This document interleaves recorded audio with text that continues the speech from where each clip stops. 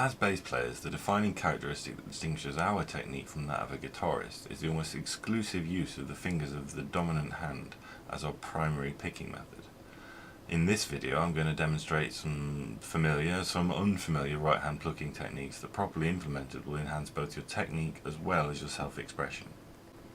So just as a little preface, what we're going to look at is the double thumb technique, the double thumb and one pop, the double thumb and two pops, what I call roll slapping, or the integration of a left hand tap, and then we're going to add all of that together to create a kind of sextuplet feel. Then we're also going to look in a latter half at raking, double plucking, two finger double plucking, three finger double plucking, tremolo and rhythm swells. So either that'll make sense to you or it won't, but stick around to find out more.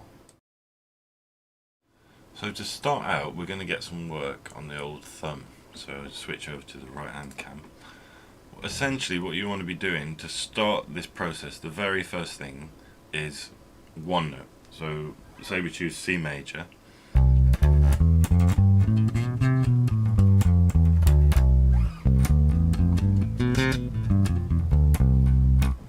And you want to be able to play more or less fluidly everything that you would normally play with alternate picking, with your thumb just using downstrokes for the first step, because you want to get that power into your thumb, because most of the time as bass players our right hand is like kind of this, there's a good angle, and our thumb is just sat there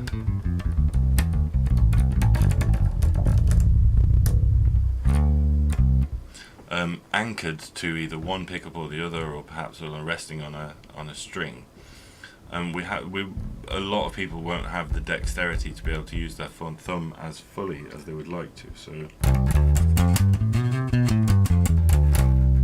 and then once you've kind of got comfortable playing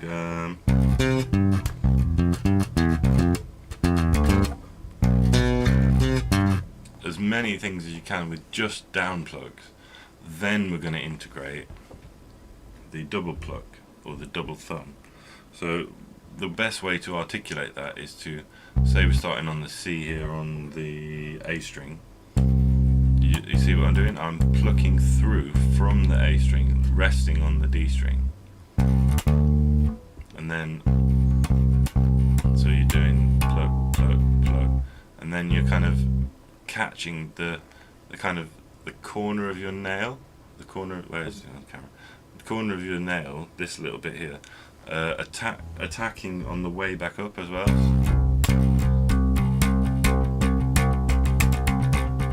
Until you've got a nice clean pick attack, and then you could go.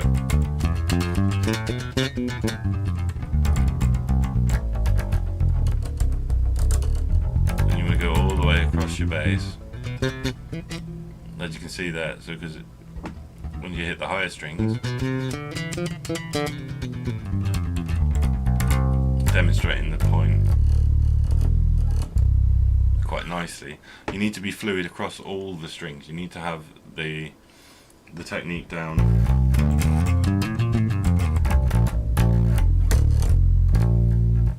as fluidly as possible. So that's the first stage.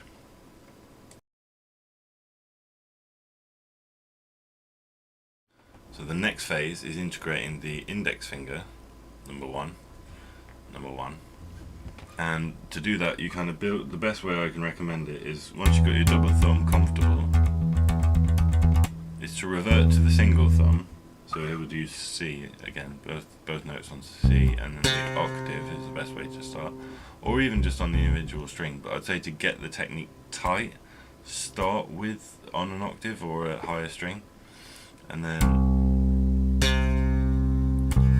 so similar to your standard slap and pop technique, but with the pluck with the thumb rather than a traditional slap or a pop back slap. And then we're trying to hook the index finger under as well.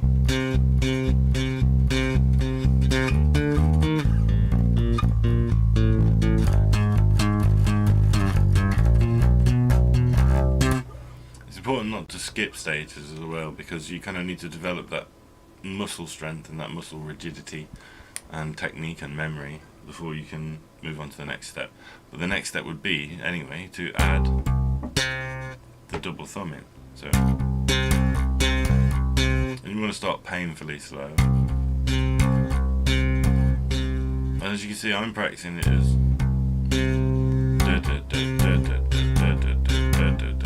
but actually it's probably equally relevant to practice.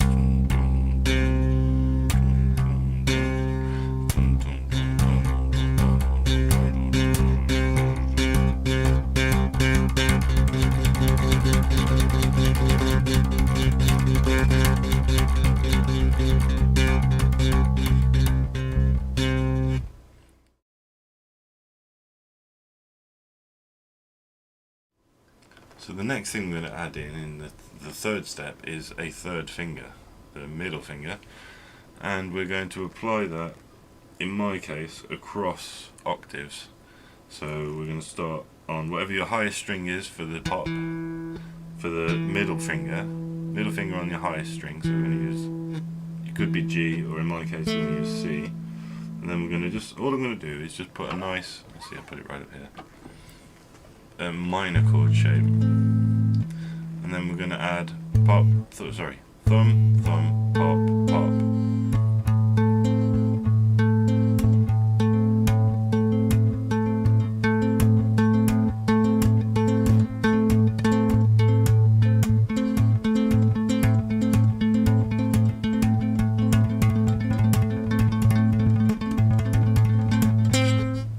Now, as you can see, I'm not getting quite as much grit as I was before, but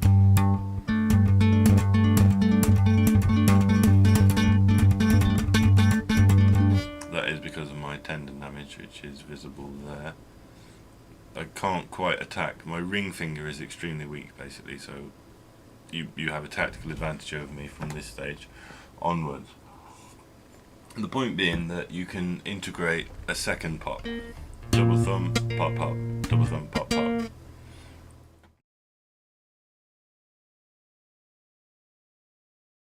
So the next integration here, so if you think about it this way, so far we've had single note, 2 notes, 1, 2, 3 notes, 1, 2, 3, 1, 2, 3, 4 notes.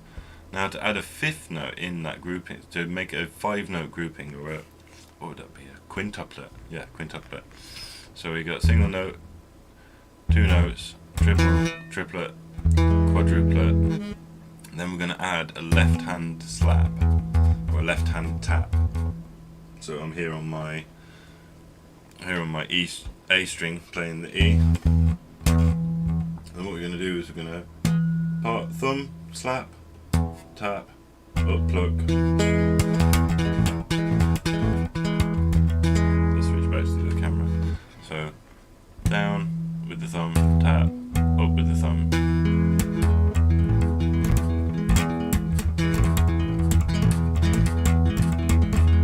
You get the idea. So you experiment with it as you will, but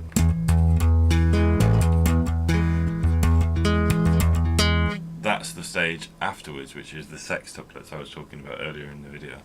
So you've got 1, 1, 2, 1, 2, 3, 1, 2, 3, 4, 1, 2, 3, 1, 2, 3, 4, 5, and 1, 2, 3, 4, 5, 6.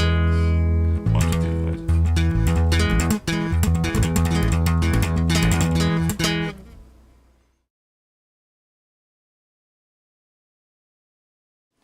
So now for part 2, we're going to look at the things that, as far as I'm aware, are either relatively original to this video or my technique, or something that has been adapted from techniques that I've seen other people do. The first one we're going to look at will be raking.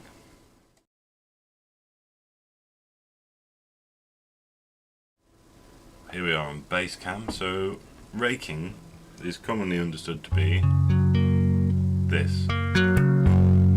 It's used commonly like that to get, say you're playing,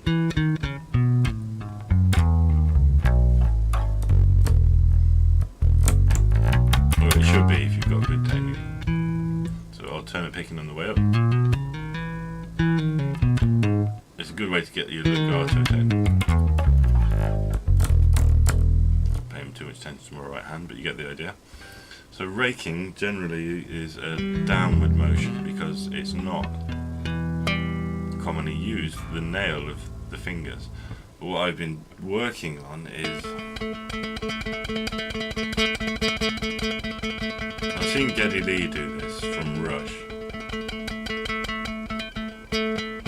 I'm getting similarly with the double thumb.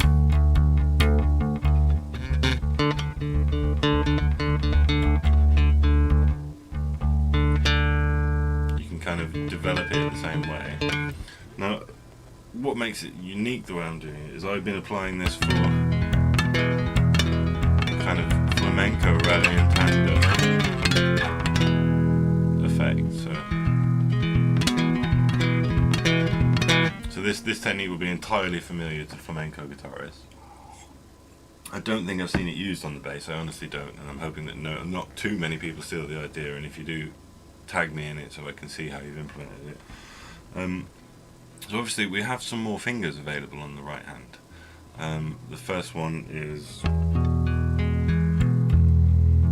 and that's also on one string, but you can add in the second finger,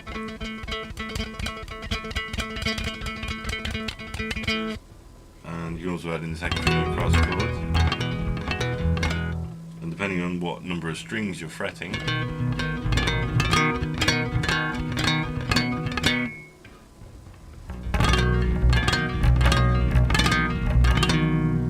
get different rhythmic figures out of that. And my favourite one, which is probably the main reason I made this video, is using all three fingers. I can't use my pinky finger at all, it's, as the aforementioned, tendon damage, but I can roll continuously because of the conjoined tendons there. You can roll continuously. In fact, I'm going to do a separate section of this. Hold on, I'll be right back. So I just wanted to dedicate this one particular section specifically to these kind of flamenco rolls, because there's so much variation you can get here before even bringing the thumb into it, really. So as you're using, you've got up to 3, so if you're lucky, 4 potentially usable fingers. Let's switch to the camera. So you've got 2 strings, 1, 2, 3, 1, 2, 3, 4, 1.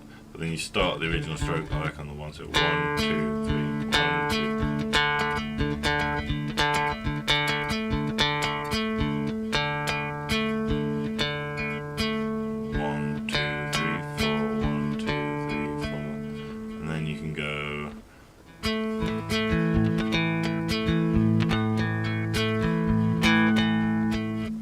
You get the idea. So as you get up to multiple fingers and multiple strings with this technique, you can kind of make a lot of compound rhythms.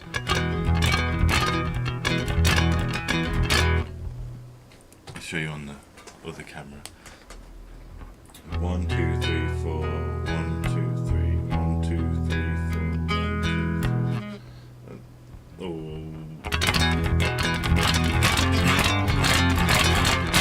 This is where it gets really fun for me, really entertaining. My favourite is the sextuple grouping.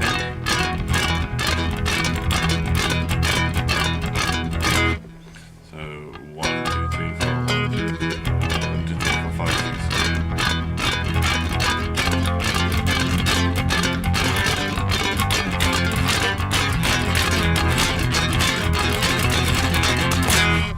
6. Yes. Flamenco technique on the bass, bad man.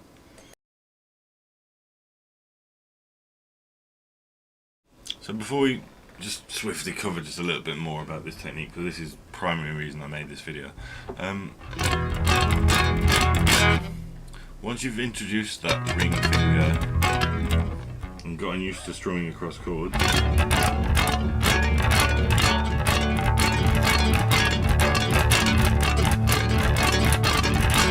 there's a couple of little things you can do to make it interesting. So what we were doing there was just straight 1, 2, 3, 4, 1, 2, 3, 4.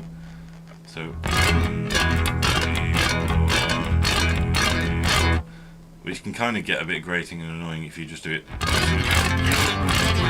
So you need to introduce some rhythmic variations, such as what I just did there, which is... So like what I'm doing there is kind of speeding up, or using a rake on each chord change. Sounds absolutely dope in my opinion.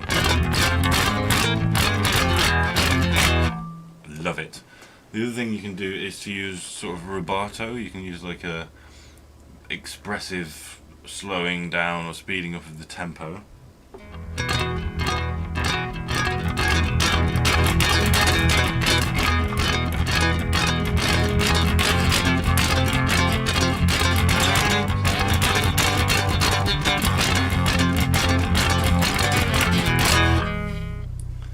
And you can also use it for kind of, if you take off all the treble, kind of like gentle swelling.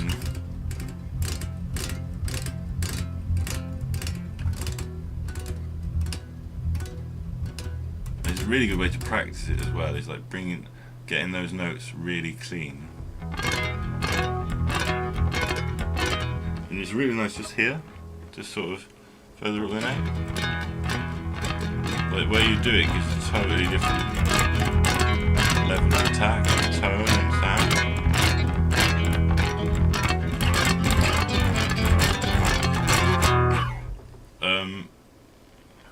And yeah, the best way to develop that is just get it slowly.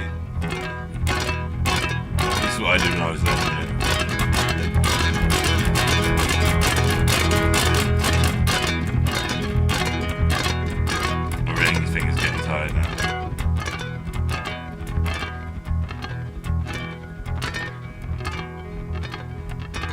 There, once you do it with that kind of dexterity and the hard dexterity tight,